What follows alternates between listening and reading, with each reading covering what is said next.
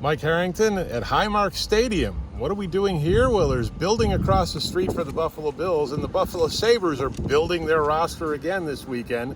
The NHL draft, a couple moves by General Manager Kevin Adams.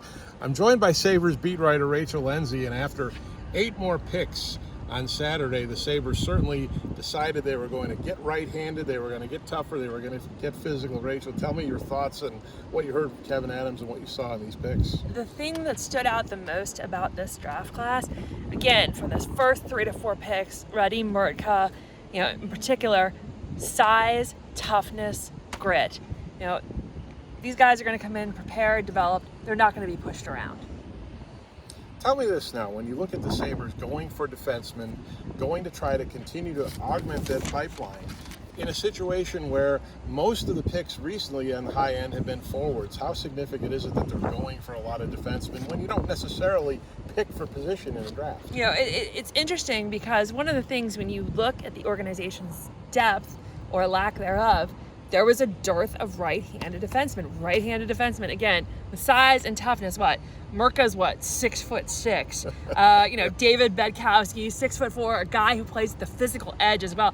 Noah LeBerge, who was taken in one of the later rounds, also, even says, I got to improve my physicality a little bit as well. And I said, okay, that's impressive. And one of the things that Kevin Adams also said, as he's assembling this roster, as he's assembling this draft class as well, there's going to be a value placed on maturity and on learning how to win games and what it takes to close out games. So it's not just happening for the roster that we're going to see here in October when the team opens the season, but we're going to see this, more of that kind of play overall, in Rochester, even, in the lower leagues as well. So the Sabres make a trade here on Saturday. Connor Clifton, going into the last year of his contract, gets sent to the Pittsburgh Penguins. And Connor Timmins comes back, a guy who's going to be a third-pair defenseman. But I think what we saw here, other than some financial savings, is a guy who they feel has more potential to stay on this roster, give them a little more than Connor Clifton did. What's your sense from what Kevin talked about the way Timmins can come in and how they kind of like the addition of Timmins as well? They said they're going to plug him into that third defensive pairing. They're going to get a steady player. They're going to get a local guy as well from St. Catharines, where his family has a cottage in Fort Erie that looks right on a Key Bank Center. But they brought him in because there was a role that Connor Timmins filled. And Clifton may not have done as adequate as a job as they project Timmins to do.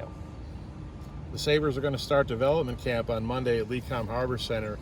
You're going to see a lot of these picks and some picks from previous years as well on the ice over 4 days. Rachel and I are going to have full coverage there at BuffaloNews.com and in the Buffalo News. And that's the end of the NHL draft. A bizarre one, I may say, being at Highmark Stadium and not being in an NHL arena.